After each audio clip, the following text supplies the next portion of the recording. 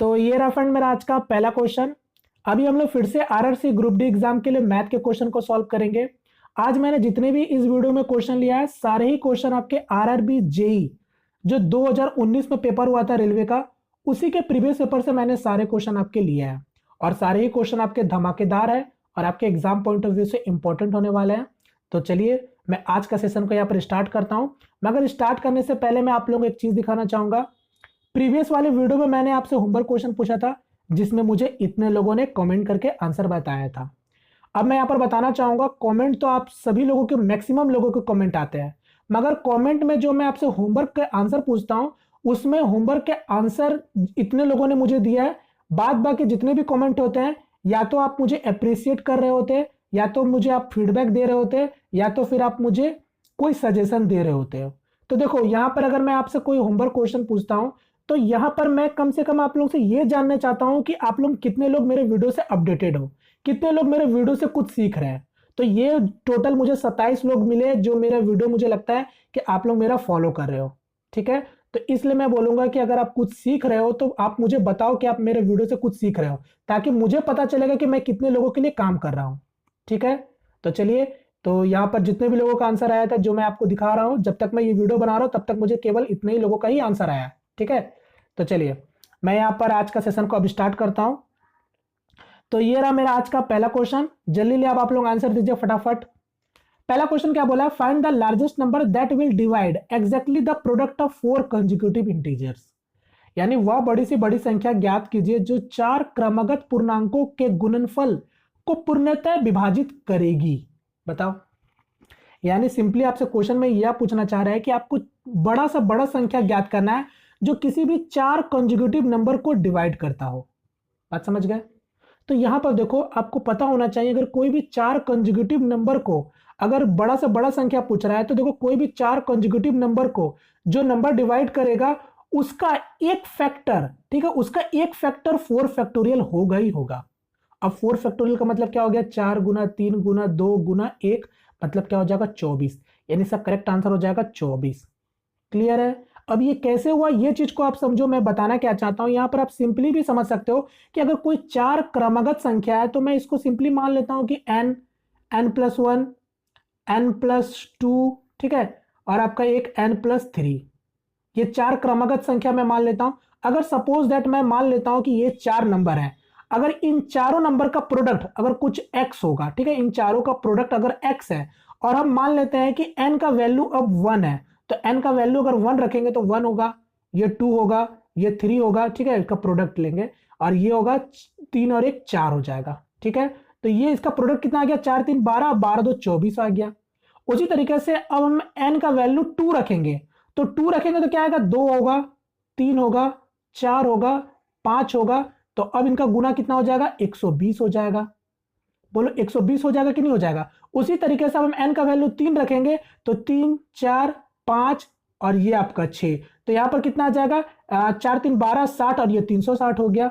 तो यहां पर अगर आप देखोगे तो 24 क्या है? आपका एक मल्टीपल है नंबर, यानी 24 आपका एक ऐसा गुणनखंड है जो सभी को डिवाइड कर रहा है। तो इसका मतलब यही मैं बताना चाह रहा था कि अगर कोई 4 क्रमगत संख्या है तो उसका एक फैक्टर आपका 4 फैक्टोरियल होता ही है। तो इसका मतलब इसका आंसर क्या हो जाएगा? 24 हो जाएगा।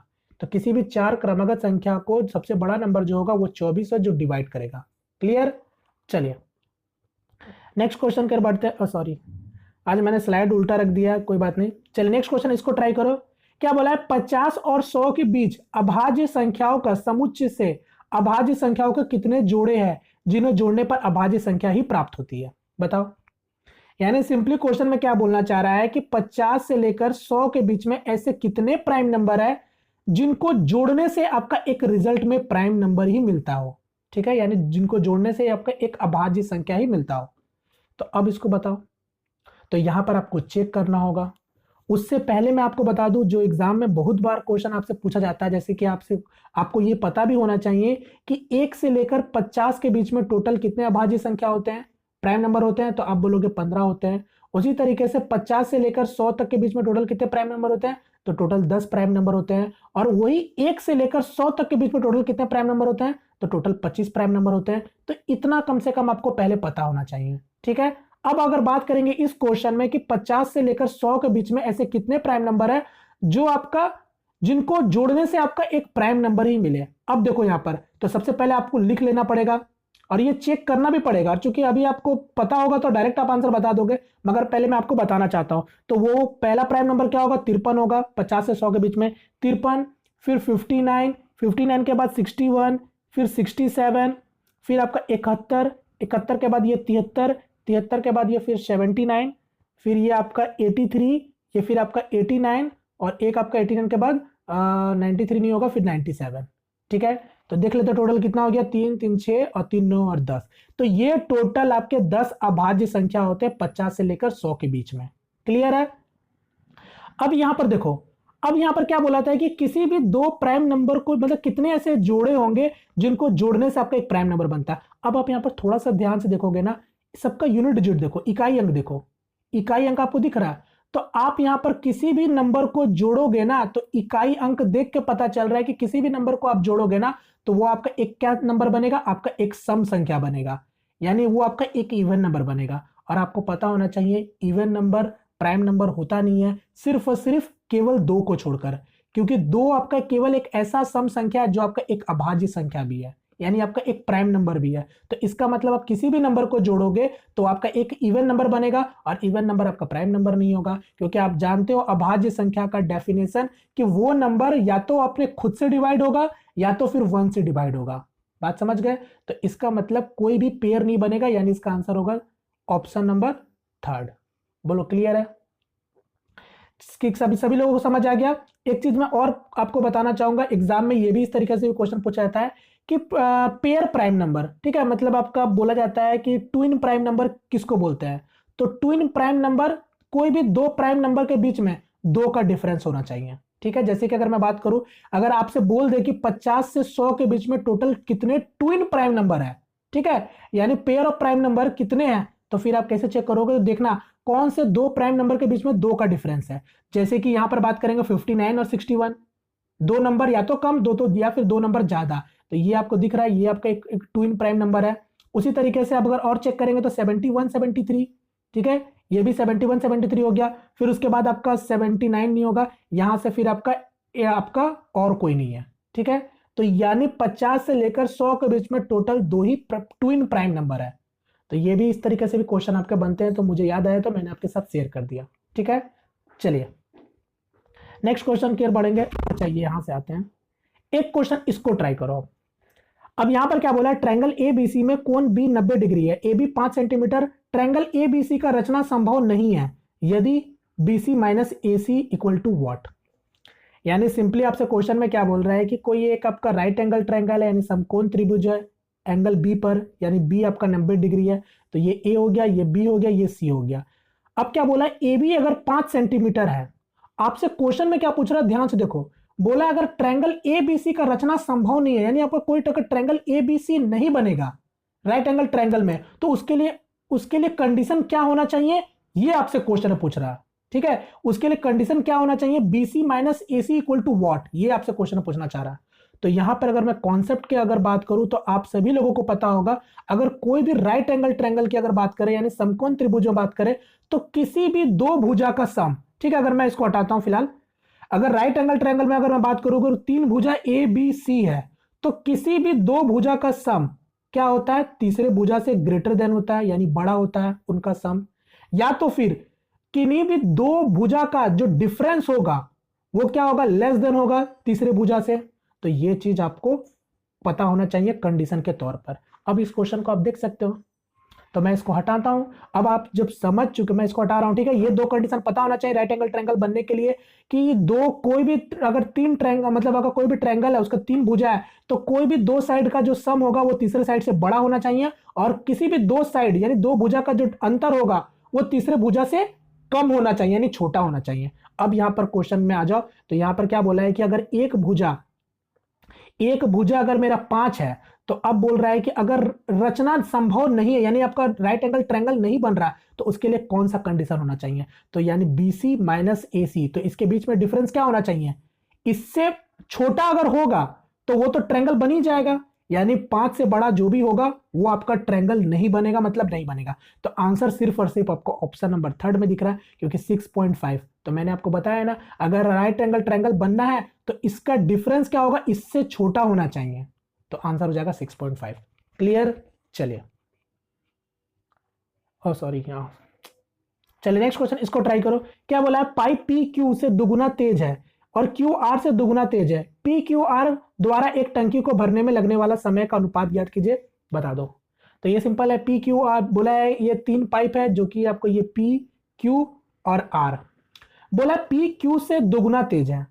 दोगुना तेज है मतलब समझ रहे हो, इसका इफिशियंसी दे रखा है आपको।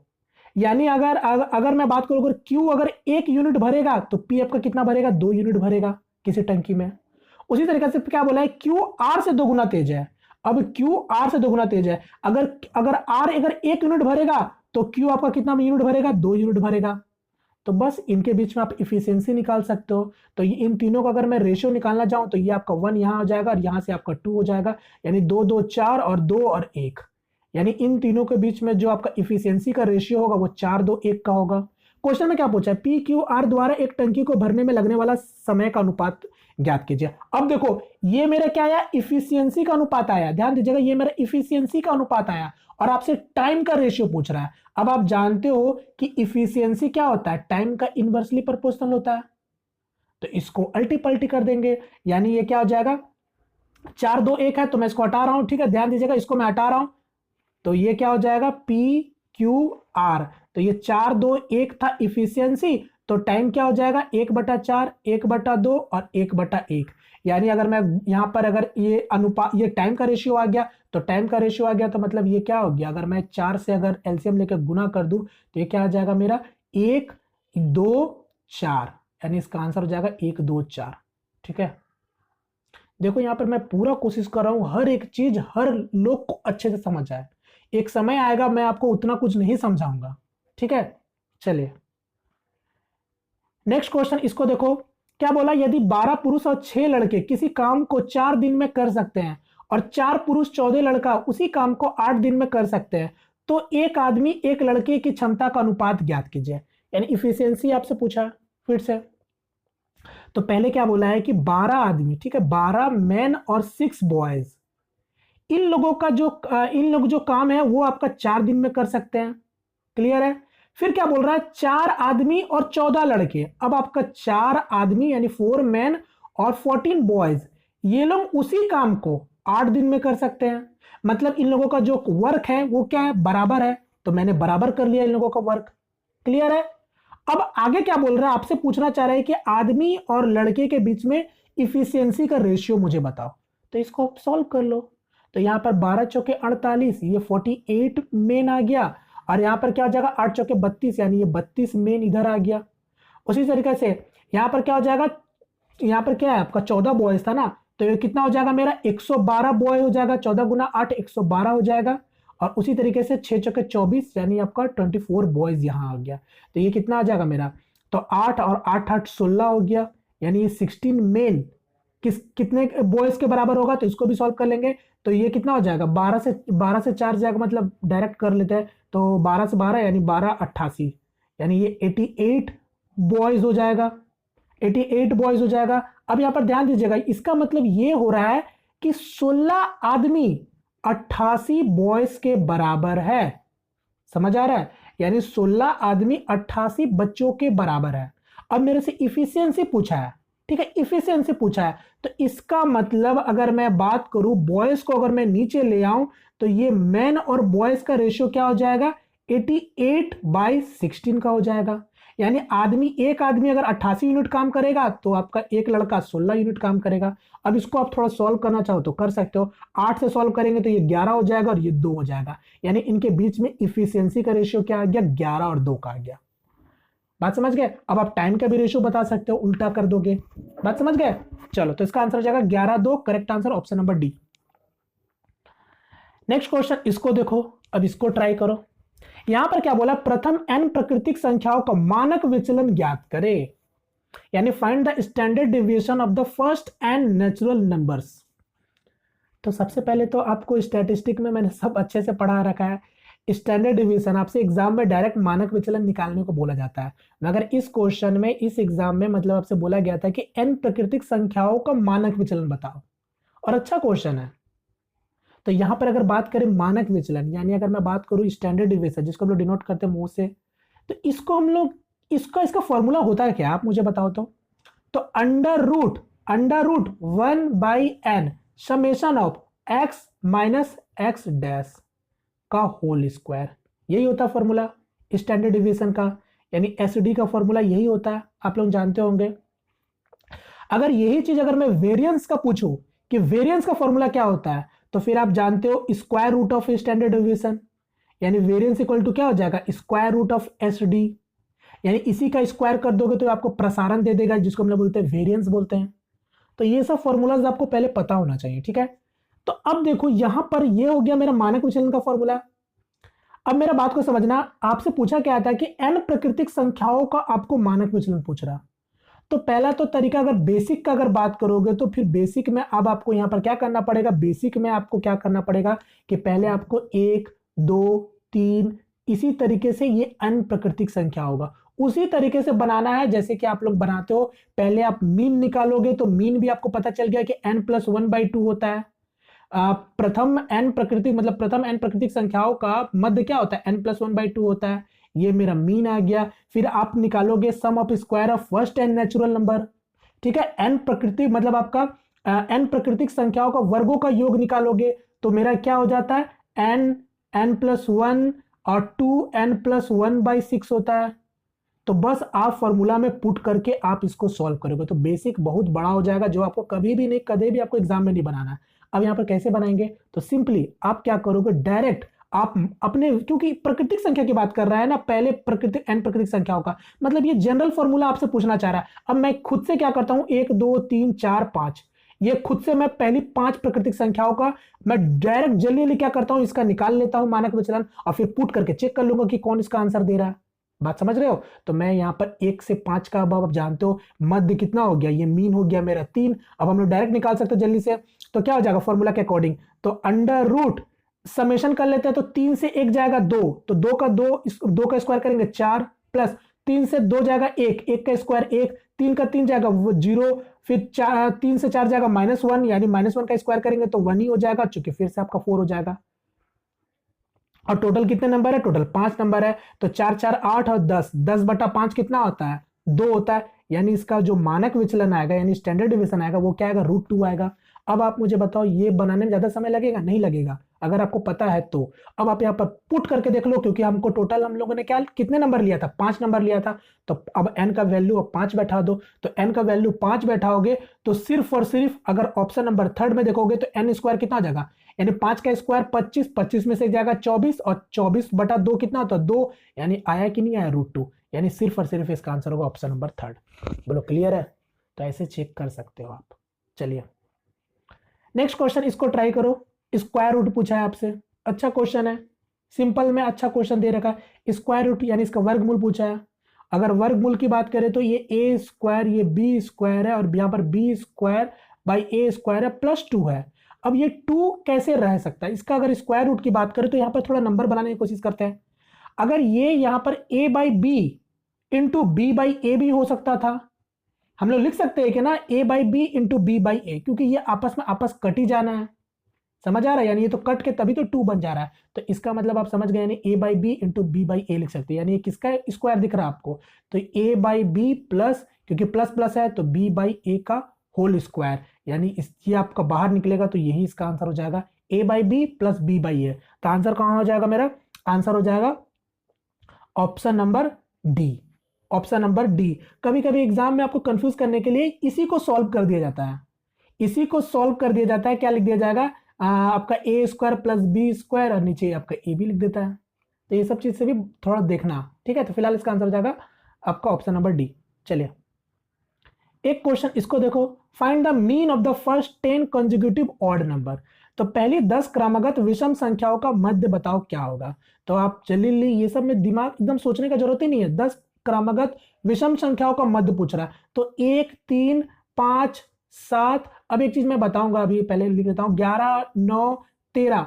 देखो आपको पता है 10 क्रमागत विषम संख्याओं का मध्य पूछ रहा है, तो इसका मतलब तो आपको पता होना चाहिए 4 नंबर यहां और मध्य 4 नंबर यहां, क्योंकि अगर 10 क्रमागत विषम संख्या की बात कर रहा है तो सारे नंबर के बीच में डिफरेंस क्या होगा, सेम नंबर का डिफरेंस होगा। तो अब आप जानते हो मध्य बोलो या फिर औसत बोलो, बीच वाला ही नंबर मेरा मध्य कहलाता है। तो चूंकि आपका 10 क्रमागत संख्या यानी सम संख्या में नंबर है, तो 4 नंबर लेफ्ट साइड और 4 नंबर राइट साइड, बीच में बचा 2 नंबर और इसी का मध्य निकाल लेंगे तो मेरा क्या दे देगा, मध्य दे देगा। क्योंकि अगर अगर यहां पर विषम संख्या में अगर नंबर होता तो 4 नंबर यहां 4 नंबर यहां और बीच में आपका 1 नंबर होता। कहने का मतलब समझ रहे हो, यानी टोटल यहाँ पर 10 नंबर है, तो ये चीज दिमाग में पता चला, 4 नंबर यहां हटाएंगे 4 नंबर यहां हटाएंगे, बीच वाला नंबर ही मेरा मध्य कहलाता है। तो बीच में 2 नंबर आएगा, तो दोनों नंबर मध्य कैसे होगा, तो उन्हीं दोनों का मध्य निकाल लेंगे। तो यहां से मैं केवल 1 3 5 7 समझ गया कि ये 4 नंबर हटाएंगे और आगे का 2 नंबर को डायरेक्ट पकड़ेंगे, यानी 9 और 11, 9 और 11 का जब आप मध्य निकालोगे तो क्या आपका आएगा, 10 आएगा, जो कि इसका आंसर हो जाएगा 10। ठीक है। और वैसे भी विषम संख्याओं का आपसे मध्य पूछा है तो कोई सम संख्या ही होगा, ये भी आप लॉजिक लगा सकते हैं। तो यहाँ पर ऑप्शन भी देखो 11 15 13 दे रखा है, तो आंसर सिर्फ 10 ही होता। समझे। देखो एग्जाम में आप जब बनाते हो ना क्वेश्चन, कभी भी टेस्ट भी देते हो ना, तो अपना पूरा दिमाग हर एक जगह से देखने का कोशिश करो, ऑप्शन देखो, सब कुछ को पकड़ने की कोशिश करो। ठीक है। चलो नेक्स्ट क्वेश्चन, एक ट्रिग्नोमेट्रिक एनालिसिस को ट्राई करो। अब देखो यहां पर क्या लिखा, इसको सिंप्लीफाई करना है 1 by cosec theta minus cot theta, ये क्वेश्चन है। अब देखो इस क्वेश्चन को लेने का मतलब यहां पर यही है कि अब इससे मैं आपको काफी सारे क्वेश्चन अब बताने वाला हूं। ठीक है।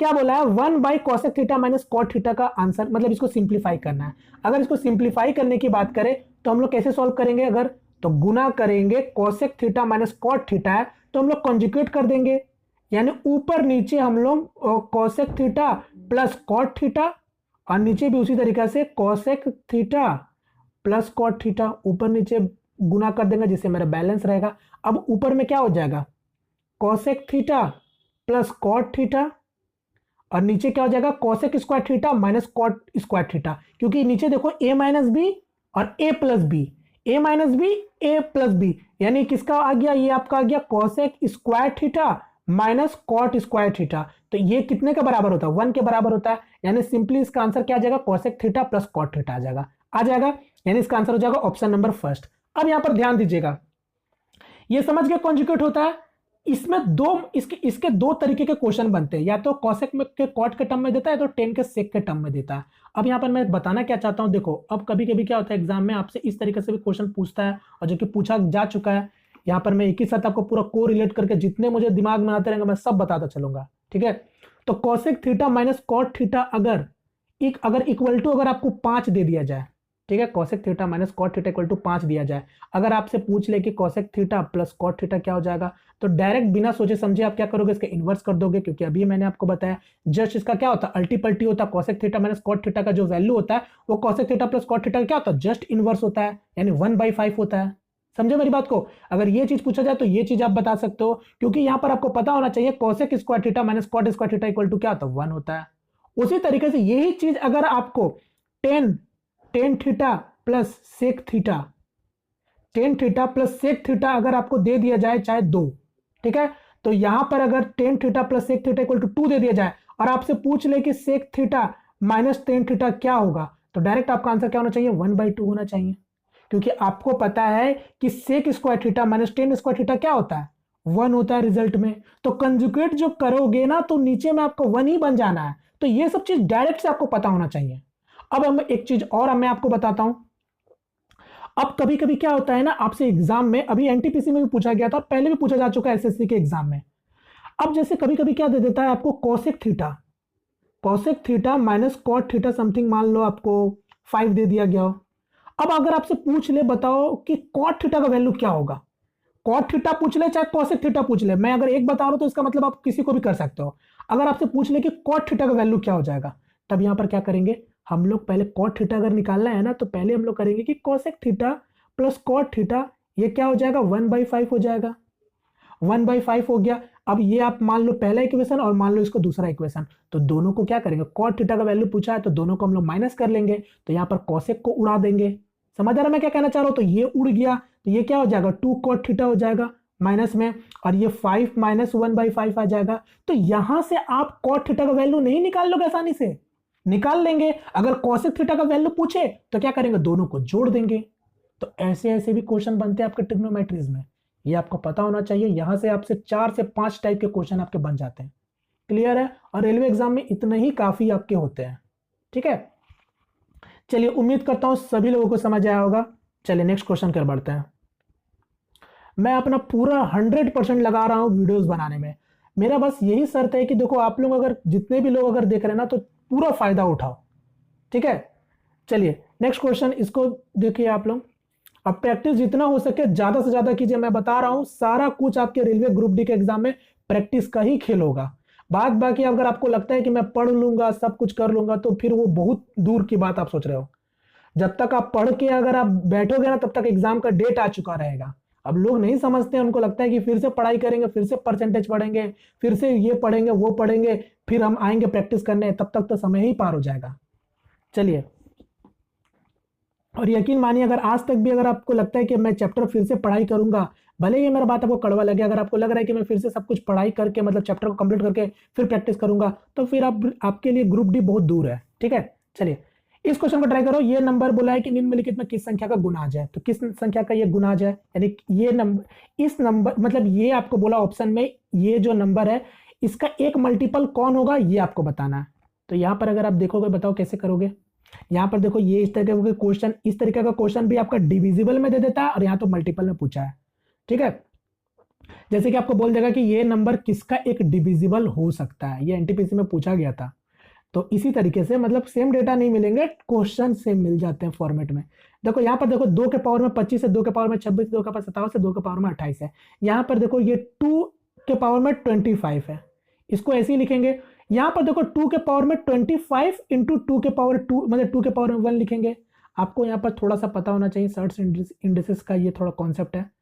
तो ये आपको 2 के पावर में 25 और 2 के पावर में 2 हो जाएगा, क्योंकि आपको पता है बेस जब सेम होता है तो प्रोडक्ट में पावर क्या होता है, प्लस होता है।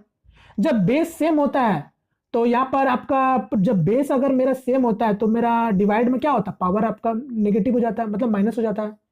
ठीक है, तो उसी तरीके से 2 के पावर में यह 25 हो जाएगा और एक 2 के पावर में आपका 3 हो जाएगा।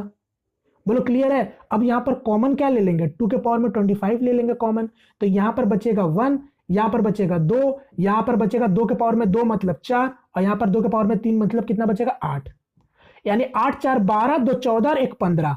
यानी इसको सॉल्व करने से क्या है, 2 के पावर में 25 इंटू 15।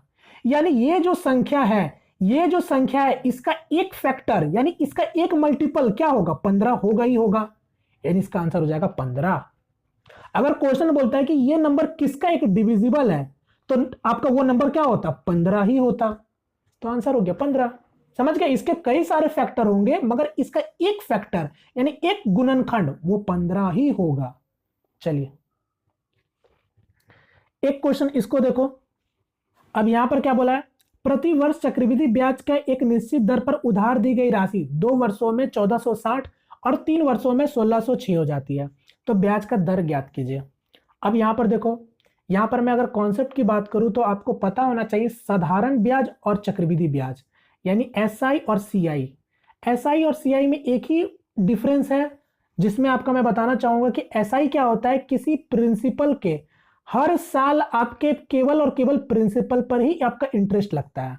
ठीक है, मगर चक्रवृद्धि ब्याज में क्या होता है कि इंटरेस्ट पर भी इंटरेस्ट आपका लगने लगता है। केवल पहले साल का ही जो इंटरेस्ट होता है वो एसआई और सीआई का सेम होता है, बाद बाकी आपका फिर उसके बाद सभी इंटरेस्ट जो होंगे वो डिफरेंस होते हैं। क्लियर है? तो यहां पर यही क्वेश्चन का अगर मैं बात करूं, इसी क्वेश्चन में क्या बोल रहा है कि अगर 2 सालों में कोई प्रिंसिपल का इंटरेस्ट के साथ जो अमाउंट हो रहा है यानी 1460 रुपया हो रहा है, यानी मैं कह सकता हूं ये मिश्र धन जो हो रहा है वो 1460 हो जा रहा है, तो ये हो गया 1460 हो गया। अब 3 साल बाद वही अमाउंट कितना हो जा रहा है आपका इंटरेस्ट के साथ, 1606 हो जा रहा है। तो मैं बताना क्या चाह रहा हूं कि अब आपको मैंने बताया है कि केवल पहले साल जो आपका इंटरेस्ट होता है वो साधारण ब्याज और कंपाउंड इंटरेस्ट का सेम होता है, बाद बाकी हर साल जो आपका इंटरेस्ट होता है वो डिफरेंस होते रहता है। तो यहां पर अब ये जो 2 साल का जो इंटरेस्ट आपका अमाउंट के साथ हो रहा है वो कितना हो रहा है, 1460 हो रहा है, और ये तीसरे साल में आपका 1606 रुपया हो गया। तो इसका मतलब आप समझ लो कि ये जो 2 साल का जो अमाउंट है वही अब क्या काम करेगा, प्रिंसिपल का काम करेगा। यानी ये आपका मूलधन का काम करेगा 1460, और देख लो कितना का डिफरेंस है एक साल में इंटरेस्ट में। तो इसको हम जब चेक करेंगे, इसको हम डिफरेंस देखेंगे कितने का डिफरेंस दिख रहा है इंटरेस्ट में। तो 6 से 0 जाएगा 6, 10 से 6 जाएगा 4 और 5 से 4 जाएगा 1, यानी 146 रुपए का इंटरेस्ट मिल रहा है, क्योंकि यही अब मान लो मेरा प्रिंसिपल है। अब देख लेते हैं कि प्रिंसिपल का कितना परसेंटेज वो बढ़ा है, क्योंकि आपको पता है सारा कुछ तो प्रिंसिपल पर ही डिपेंड करता है कि कितना इंटरेस्ट मिला। तो 146 बटा 1460, तो यहां पर साफ साफ दिख रहा है कि ये इसका कितना परसेंट है, 10% है। तो 10% का ही रेट चल रहा है, यानी इसका आंसर हो जाएगा ऑप्शन नंबर फर्स्ट। क्लियर है? चलिए नेक्स्ट क्वेश्चन कर बढ़ते हैं। नेक्स्ट क्वेश्चन इसको ट्राई करो जल्दी से। यहां पर क्या बोला है, ट्रायंगल ए बी सी की भुजाएं B C C A B का मध्य बिंदु क्रमश बिंदु डी ई एफ है। यदि ट्रायंगल ए बी सी का क्षेत्रफल 20 वर्ग सेंटीमीटर है तो समलंब चतुर्भुज एफ बी सी ई का क्षेत्रफल क्या होगा, बताओ। अच्छा, find the area of trapezium F B C E का पूछा है। चलो कोई बात नहीं, बड़ी अच्छा क्वेश्चन है। अब देखो इस क्वेश्चन में क्या बोला है कि कोई एक ट्रायंगल है, ए बी सी दे रखा है आपको, ये ए हो गया, ये बी हो गया, ये सी हो गया। यहां पर क्या बोला, B C C A B आपका मध्य बिंदु है क्रमश डी ई एफ का। तो बी सी जो है वो डी का है, तो बी सी पर डी है, यानी ये डी हो गया। ई जो है सी ए पे हो गया, यानी ये आपका ई हो गया, और ये एफ हो गया। अब देखो ये मिड पॉइंट है, ठीक है, ये मिड पॉइंट से आपका एक ट्रायंगल बन जा रहा है यहां पास। अब क्या बोल रहा है, यदि ट्रायंगल ए बी सी का क्षेत्रफल 20 वर्ग सेंटीमीटर है, यानी जो कंप्लीट जो बड़ा ट्रायंगल है, जो बड़कू ट्रायंगल है, उसका एरिया दे रखा है 20 वर्ग सेंटीमीटर। तो आपसे क्या बोला, समलंब चतुर्भुज एफ बी सी ई का क्षेत्रफल बताओ। यानी एफ बी सी ई, यानी इसका एरिया आपसे पूछना चाह रहा है। ध्यान से देखो, इसका एरिया पूछ रहा है। क्या आप मुझे बता पाओगे इसका एरिया क्या होगा? तो अब आते हैं कॉन्सेप्ट के में, ठीक है, जो कि मैंने आपको एनटीपीसी के एग्जाम के ठीक स्टार्ट होने से पहले मैंने एक ज्योमेट्री का वीडियो बनाया था, जिसमें मैंने बोल दिया था रेलवे के एग्जाम में उससे बाहर जाएगा नहीं, मतलब जाएगा नहीं, और गया भी नहीं। अब यहां पर देखो कॉन्सेप्ट की अगर बात करें, कोई भी ट्रायंगल अगर उसके मिड पॉइंट से आप एक ट्रायंगल ड्रॉ कर रहे हो, एफ ई बी, ठीक है, ये सॉरी डी है, एफ ई डी। तो ये जो छोटकू ट्रायंगल होता है ना, मैंने क्या बताया था, ये जो छोटकू ट्रायंगल होता है, ट्रायंगल एफ डी ई, ये क्या होता है, पूरे बड़े ट्रायंगल का 1/4 होता है, ठीक है। यानी ये जो बड़े ट्रायंगल का क्या होता है, एरिया में 1/4 होता है। अगर ये मतलब अगर ये पूरे ट्रायंगल का अगर एरिया 4 है, तो ये 1, ये 1, ये 1, ये 1। हालांकि यहां पर अलग अलग जो ट्रायंगल सब है ना, एफ डी बी, ये भी आपका 1/4 होगा, और जो छोटकू ट्रायंगल एफ ई डी है, ये भी 1 होगा, ये भी 1 और ये भी 1।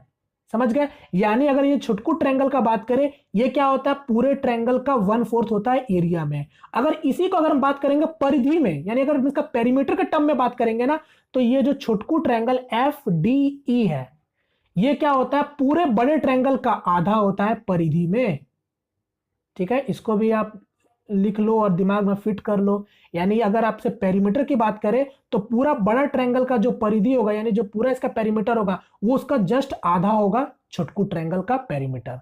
तो यहां से दो कॉन्सेप्ट आपको समझ के रखना और याद करके रखना है। क्लियर है?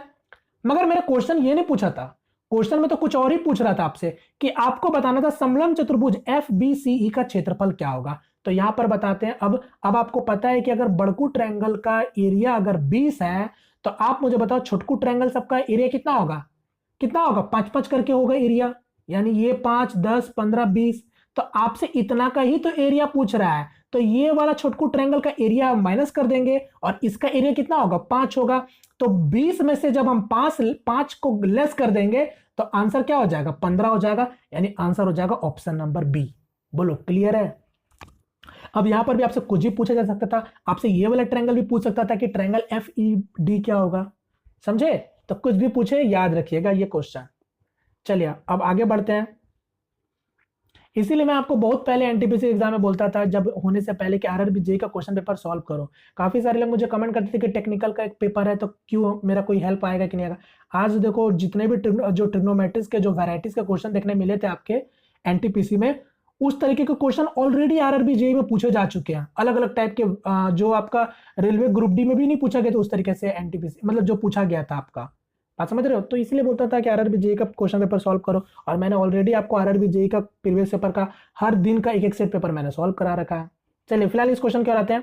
क्या बोला, वह छोटी से छोटी संख्या ज्ञात कीजिए जो 12, 15, 20 और 54 से विभाजित करने पर प्रत्येक मामला में 8 शेष बचता है। ठीक है, यानी सबसे बड़ा से बड़ा नंबर बताना है जिनको आप इन चारों नंबर से जब आप डिवाइड करते हो तो हर एक केस में आपका 8 रिमाइंडर में बचना चाहिए। तो अगर मैं क्वेश्चन को अगर यहीं पर इसको काट दूं, ठीक है, अब मैं बोलता हूं कि बताओ क्वेश्चन को इसको सॉल्व करो, यानी वह छोटी छोटी संख्या ज्ञात कीजिए जो इन सभी नंबर को डिवाइड करता हो। तो आप क्या करोगे, एलसीएम निकालोगे, जो कि खत्म हो जाएगा। मगर क्वेश्चन में अब वही ऐड कर दिया गया कि आपको वो नंबर बताना है जिनको इससे डिवाइड करने से 8 हर केस में बचे। ठीक है, यानी 8 हर केस में बचना चाहिए। तो एलसीएम तो हो जाएगा इतने दूर तक का क्वेश्चन का आंसर। अब बोल दिया जब रिमाइंडर में 8 बचे तो बस रिमाइंडर में 8 जोड़ दो, क्योंकि वो नंबर जो भी नंबर बड़ा नंबर होगा इसको तो डिवाइड करेगा ही करेगा। 8 रिमाइंडर में बचना चाहिए तो 8 को हम ऐड कर देंगे। यही आपका प्रॉपर कॉन्सेप्ट बोलता है। तो एलसीएम प्लस 8, ठीक है, तो इसको आप सॉल्व कर सकते हो। तो एलसीएम अगर आप निकालने जाओगे तो 12, 15, 20, 12, 15, 20 का एलसीएम सभी लोग जानते हैं 60 होगा, और 60 और 54 का एलसीएम निकाल लो तो 6 गुना 10 यहां हो जाएगा और 6 गुना 9 हो जाएगा। तो 6 6 तो 6 हो जाएगा, और 10 और 9 कितना हो जाएगा एलसीएम में 90 हो जाएगा। तो 90 गुना 6 कितना हो जाएगा 540 हो जाएगा, यानी इसका एलसीएम आ गया 540। यानी 540 सबसे बड़ा नंबर है जो इन चारों नंबर से कंप्लीटली डिवाइड हो जाता है।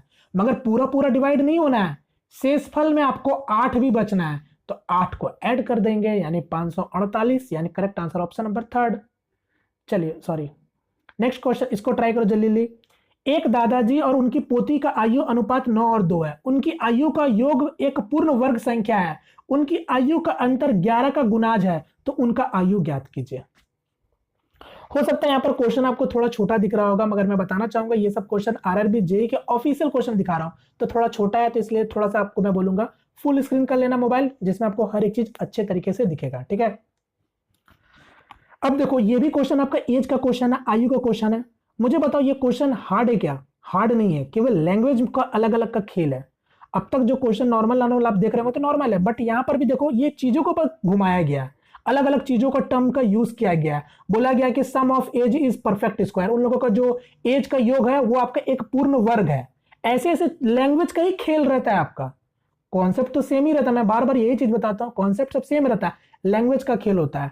अभी अगर इस क्वेश्चन की बात करें तो यहां पर देखो सबसे पहले तो अपना, जब मेरे पास ऑप्शन होता है ना तो हम ऑप्शन से ही डायरेक्ट पकड़ेंगे। जब बोला है कि उनकी आयु का योग एक आपका पूर्ण वर्ग है, तो हम कोई सा भी ऑप्शन को चेक करो आप कौन सा पूर्ण वर्ग बन रहा है, यानी परफेक्ट स्क्वायर बन रहा है। तो सिर्फ और सिर्फ एक 99 और 22 जो कि जोड़ने से आपका 121 हो रहा है, और ये आपका 11 का स्क्वायर है, यानी आंसर हो गया ऑप्शन नंबर फर्स्ट। खत्म, 3-4 सेकंड का क्वेश्चन था। मगर ऑप्शन नहीं दिया जाता, मैं यही बताना चाहता हूं कि अब मान लो अगर एग्जामिनर आपसे अगर केवल और केवल एक ही किसी का एज अगर आपको पूछे आपसे, फिर तो 99 मान लो यहां दे दिया था, ये 90 दे दिया था, ये 72 दे दिया था, और ये 95 दे दिया था, तब फिर क्या करते? तब तो फिर आपको बनाना पड़ता ना। तो यही चीज है कि एक क्वेश्चन को रिलेट करना सीखो कि कैसे कैसे कुछ चीजें आपसे पूछा जा सकता है। तो अब मैं आता हूं, मान लो मेरे पास ऑप्शन ही नहीं है। अब ऑप्शन नहीं है तो कैसे बनाएंगे?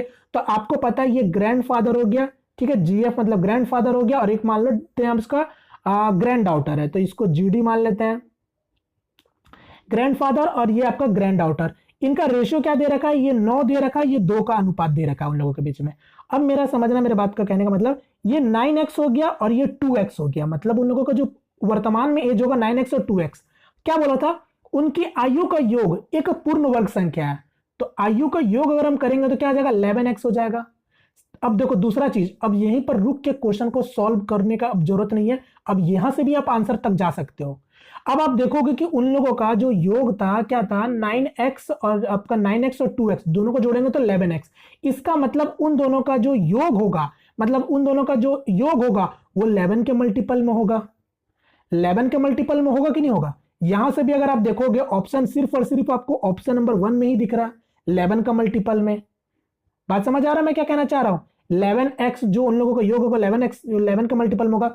अब आगे क्या बोला था? उनकी आयु का अंतर 11 गुनाज है। अब आयु का अंतर अगर बात करेंगे यानी 7x जो है वो 11 का मल्टीपल है। ध्यान दीजिएगा 11 का एक गुनाज है, तो ये हो गया 11। इसका मतलब अब आप यहाँ पर x का वैल्यू आप नहीं बैठा लोगे कि 11 का अगर एक गुणाज है तो x का वैल्यू क्या हो सकता है, x का वैल्यू क्या हो सकता है, x का वैल्यू 11 हो सकता है सिर्फ और सिर्फ, क्योंकि x का वैल्यू अगर हम 11 रखेंगे तो 11 गुना 7 कितना 77, और 77 को 11 से भाग हो जाएगा, यानी x का वैल्यू पता चल गया आपको 11, तो 11 हो गया, तो सॉल्व करो, 11 गुना 9 99 और 11 गुना 2 22, खत्म। सब चीज समझने को पर होता है। चलो एक क्वेश्चन को ट्राई करो, एक गोले का आयतन उसके पृष्ठ क्षेत्रफल का विभाजित करने पर उत्तर 27 सेंटीमीटर प्राप्त होता है, तो गोले का त्रिज्या ज्ञात करें। समझ गए, यानी कोई वॉल्यूम ऑफ स्फीयर जब डिवाइड किया जाता है उसके सरफेस एरिया से तो रिजल्ट में 27 मिल रहा है। तो कोई भी गोला का अगर वॉल्यूम बात करें तो होता है क्या 4/3 पाई आर क्यूब, उसके सरफेस एरिया की बात करेंगे तो क्या होता है 4 पाई आर स्क्वायर होता है। तो इसको सॉल्व करोगे तो 4 से 4 कट जाएगा, पाई से पाई कट जाएगा और आर स्क्वायर से आर क्यूब खत्म हो जाएगा, यानी घुमा फिरा के बचेगा आपके पास केवल r/3 बचेगा, जो कि रिजल्ट का 27 के बराबर है, यानी यही तो 27 के बराबर है। तो r इक्वल टू क्या हो जाएगा 81 सेंटीमीटर, यानी आपसे पूछा क्या था रेडियस पूछा गया था, तो रेडियस पूछा गया था तो बता दो, इसका आंसर हो जाएगा 81 सेंटीमीटर। अब यहां पर आपसे वॉल्यूम पूछ ले तो आप वॉल्यूम नहीं बता दोगे, जब रेडियस आ गया तो हम कुछ भी बता सकते हैं। बात समझ गए। एक क्वेश्चन सिंप्लीफिकेशन है, जल्दी से इसको देखो, यहां पर 0.034 इक्वल टू x/10 है, तो x का मान बताना है। तो अब ये 10 वहां जाएगा तो पॉइंट के बाद 3 डिजिट है, तो 10 से जब गुणा करेंगे तो पॉइंट के बाद अब आपका 2 डिजिट हो जाएगा, तो इसका आंसर हो जाएगा ऑप्शन नंबर डी। एक क्वेश्चन इसको देखो, क्या बोला है कि यदि 750 की राशि साधारण ब्याज में 5 वर्षों में 1000 हो जाता है, तो साधारण ब्याज में 10 वर्षों में यह राशि कितनी हो जाएगी। तो ऐसे ऐसे भी क्वेश्चन बनते हैं, तो मैं बैलेंस करके चलता हूं ताकि क्वेश्चन आपको समझ आए कैसे कैसे क्वेश्चन आपके एग्जाम में बनते हैं। ठीक है, क्या बोला 750 की राशि साधारण ब्याज में 5 वर्षों में 1000 रुपए हो जा रहा है, तो देखो 5 वर्षों में 750 का प्रिंसिपल 1000 रुपए हो जा रहा है, तो 1000 में जब आप लेस करोगे तो 5 साल में कितना बढ़ा है आपका 250 रुपया बढ़ा है। अभी तो मैंने बताया साधारण ब्याज में क्या होता है सिर्फ प्रिंसिपल पर ही इंटरेस्ट लगता है, यानी आप समझ गए कि ये 5 साल का इंटरेस्ट है, यानी 1 साल का इंटरेस्ट क्या रहा होगा 50 रुपए रहा होगा, बात खत्म। तो बता दो साधारण ब्याज 10 वर्षों में यह राशि कितना हो जाएगा। तो 10 वर्षों में कितना हो जाएगा, तो 10 वर्षों का तो पहले आप जब इंटरेस्ट निकालोगे तो 50 गुना 10 यानी कितना हो जाएगा 500 रुपए हो जाएगा, तो प्रिंसिपल में जोड़ देंगे। अब प्रिंसिपल भी आपको निकालना है, तो बोला था 750 का ही प्रिंसिपल था, यानी 750 और प्लस 500 तो कितना हो जाएगा 1250, आंसर हो जाएगा ऑप्शन नंबर बी। चलो नेक्स्ट क्वेश्चन, यहां पर क्या बोला ए और बी किसी अच्छा ये क्वेश्चन को सॉल्व करो, ए और बी किसी 100 मीटर की दौड़ में भाग लेते हैं, ए 5 किलोमीटर प्रति घंटा की चाल से दौड़ता है और ए बी को 8 मीटर का आरंभिक बढ़त देता है और फिर भी उसे 8 सेकंड से हरा देता है, तो बी की चाल कितनी है बता दो। ये अच्छा क्वेश्चन है, स्पीड टाइम एंड डिस्टेंस का रेस वाला क्वेश्चन है, बता दो इसका आंसर मुझे आप लोग। क्या बोला है ए और बी अगर किसी 100 मीटर के रेस में भाग लेता है, ए का स्पीड बता दिया गया है, अगर ए बी को 8 मीटर का बढ़त देता है, बढ़त देता मतलब समझ रहे हो, कभी कभी आप लोगों ने भी बचपन में जब रेस किया होगा तो आपके जो बड़े जो जन होते हैं यानी आपके जो बड़े पेरेंट्स या जो भी कोई दोस्त जो भी होते हैं वो क्या करते थे आपको बोलते थे कि बाबू तुम आगे से दौड़ो, ठीक है, यानी आपको बढ़त दे देते थे, बोलते तुम यहां से दौड़ो और यहां तक का रेस लगता था, तो आपको जो 10 मीटर के दूरी पर आगे रख दिया जाता था तो वही इसी को बोलते हैं बढ़त दिया जाना, समझे। तब भी आपको बोलते थे कि चलो आप तुम यहां से दौड़ो हम लोग देखते हैं कौन जीतते हैं, फिर भी वो जीत जाते थे, जो बड़े लोग होते थे हम लोग से वो जीत जाते थे रेस को, बात समझ रहे। तो वही क्वेश्चन में वही बोलना चाह रहा है कि ए क्या किया बी को 8 मीटर की आरंभिक बढ़त देता है, यानी 8 मीटर से बोलता है कि भाई एक काम करो तुम 8 मीटर आगे जाके दौड़ो, फिर भी उसको 8 मीटर से आगे बढ़त तो देता है, फिर भी उसको 8 सेकंड से हरा देता है, तो बी का आपसे स्पीड पूछा है। पहले तो देखो मैं आपको बार बार यही बोलता हूं कि मैथ प्रैक्टिस करने का चीज होता है, बट सबसे उससे भी पहले क्या होता है ना, मैथ को आपको फील करना बनता है, आप क्वेश्चन को फील करो, ठीक है। देखो मैं बार बार बोलता हूं, कई सारे लोग बोलते हैं कि मैथ उनका बहुत वीक है, तो देखो मैथ आपका वीक है तो कारण सिर्फ और सिर्फ यही है कि आप प्रैक्टिस नहीं करते हो, और प्रैक्टिस करने से भी पहले आप चीजों को जब समझते नहीं हो, जबकि कि कैसे कौन क्वेश्चन को आप बना रहे हो, तो क्यों बना रहे हो, किस तरीके से बना रहे हो, उसको फील करना भी आपके लिए बहुत जरूरी होता है चीजों को समझने का, तभी जाके आप मैथ में काफी स्ट्रांग बन पाओगे। प्रैक्टिस तो करोगे ही करोगे, बट आपको चीजें हर कुछ समझ के भी चलना होता है कि कौन चीज कैसे बोल रहा है, किस तरीके से उसको रियल लाइफ में क्या यूजेस है, ठीक है। तो यहाँ पर स्पीड, टाइम एंड डिस्टेंस, और वैसे भी मैं बात करूं स्पीड है टाइम एंड डिस्टेंस में, कॉन्सेप्ट सिर्फ और सिर्फ स्पीड टाइम डिस्टेंस, ये आपके पूरे और पूरे चीज आपके रियल लाइफ पे ही बेस है। इसमें मुझे नहीं पता चलता कि कैसे किसी लोगों को यहाँ पर प्रॉब्लम होता है ये चैप्टर में। बात बाकी ठीक है, फिलहाल क्वेश्चन की ओर आते हैं। मैंने सारा चैप्टर आपके रेलवे के एग्जाम पॉइंट ऑफ व्यू से मैंने सारा चैप्टर पढ़ा रखा है टीसीएस वाले चैप्टर वाइज करके। अगर आप कोई भी चैप्टर में कोई डाउट होता है ना, एक बार मेरा प्लेलिस्ट आके चेक कर लेना। मैंने 1 साल 1.25 साल पहले ही सब कुछ आपको पढ़ा रखा है, और मुझे लगता है कि मैं वही चीज को दोबारा से आपको पढ़ाऊं। ठीक है, चलिए यहां पर देखो क्या बोला, ए और बी के बीच में 100 मीटर का रेस है। अब मेरा बात समझ चुके हो, अब आप क्वेश्चन तो अब डायरेक्ट बनाने आते हैं। तो अब आपको पता है कि 100 मीटर का रेस है, 100 मीटर का रेस है, इसका मतलब ए 100 मीटर का रेस पूरा कंप्लीट किया है। बी कितना मीटर का पूरा कंप्लीट किया है, तो बी 92 मीटर कंप्लीट किया है, क्योंकि 8 मीटर वो आगे से दौड़ा है। अब आपको पता है कि ए का स्पीड आपको बता दिया गया है। ए का स्पीड जब आपको पता चल गया है, तो आप यहां से ए का टाइम भी निकाल सकते हो। तो टाइम इक्वल टू क्या होता है, आप बोलोगे डिस्टेंस बाय स्पीड होता है। तो डिस्टेंस कितना दे रखा था, डिस्टेंस है 100 मीटर, स्पीड क्या दे रखा है ए का 5 किलोमीटर प्रति घंटा। तो बड़ी नाइंसाफी है, ये किलोमीटर प्रति घंटा में है तो आपको चेंज करना पड़ेगा पहले मीटर पर सेकंड में। मीटर पर सेकंड में चेंज करने के लिए हम क्या करेंगे, 5/18 से गुना करेंगे, तो 18 आपका ऊपर आ जाएगा। तो 25 से काट देंगे 4 बार में, यानी 18 चौके 72। यानी इसका कहने का मतलब है कि ए को जो टाइम लग रहा है वो लग रहा है 72 सेकेंड। ठीक है, ए को जो टाइम लग रहा है वो 72 सेकेंड लग रहा है। अब वही क्वेश्चन में बोल रखा था कि जो ए जो है बी को जब 8 सेकंड का जब बढ़त देता है ना, मतलब सॉरी 8 मीटर का जब बढ़त देता है ना, बढ़त देने के बाद भी उसको 8 सेकंड से हरा दे रहा है। 8 सेकंड से हरा दे रहा है, तो इसका मतलब समझ रहे हो कि बी आपका कितना समय ले रहा है, 80 सेकंड ले रहा है। तभी तो उसको 8 सेकंड से हरा दे रहा है ना, क्योंकि 8 सेकंड उसको ज्यादा लग रहा है, तो 8 सेकंड से उसको हरा दिया। अब आप समझ चुके हो, अब आपको पता है बी का स्पीड अगर आपसे पूछ रहा है तो आपके पास डिस्टेंस भी है और टाइम भी है, तो आप स्पीड नहीं निकाल लोगे आसानी से। तो स्पीड क्या होता है, डिस्टेंस बाई टाइम। तो यहां पर डिस्टेंस क्या हो गया, 92 मीटर हो गया, और समय कितना दे रखा है, 80 सेकंड दे रखा है। यूनिट का कोई लोचा नहीं है। अब सॉल्व करेंगे तो आपको जो बताना है किलोमीटर प्रति घंटा में बताना है, ये भी चीज ध्यान दीजिएगा, किलोमीटर प्रति घंटा बताना। तो किलोमीटर में चेंज करने के लिए 18/5 से गुना कर देंगे। अब इसको सॉल्व कर लो, आपका आंसर आ जाएगा। तो इसको हम सॉल्व करने जाएंगे तो कितने, 4 से काटेंगे तो कितने बार में कट जाएगा, ये 2 और 23 बार में कट जाएगा, और ये आपका 20 बार में कट जाएगा।